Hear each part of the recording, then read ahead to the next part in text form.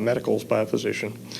Following that, we would be suited, well, we would be catheterized, plugged,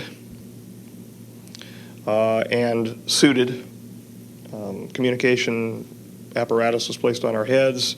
We had a cooling system set up. It was, for all intents and purposes, it was a spacesuit.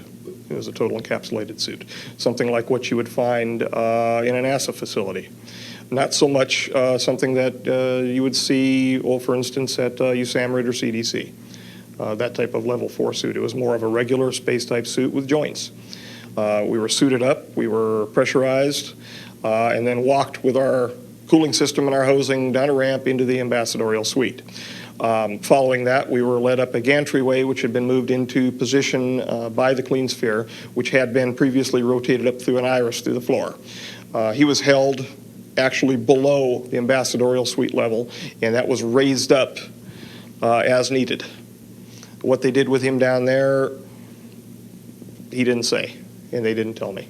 It was not a need-to-know issue. Apparently, they dealt with the cleaning of the sphere and all of that down there. The regular housed animal maintenance as they treated him. We would be led up the gantry-way. The hoses would be hooked into an interior system inside the doorway, which was exterior to the clean sphere. And it was called the exterior system, in fact. But then we would be led in, the door would be closed, and we would be pressurized inside of the gantry-way. Following that, there was a drum system that was set up. Once there was an equal pressurization between the gantry-way and the clean sphere, we would then be told to proceed forward. I would raise a hand in acknowledgement. We were not supposed to talk at the time at all because nothing verbal around the specimen, around the J-rod.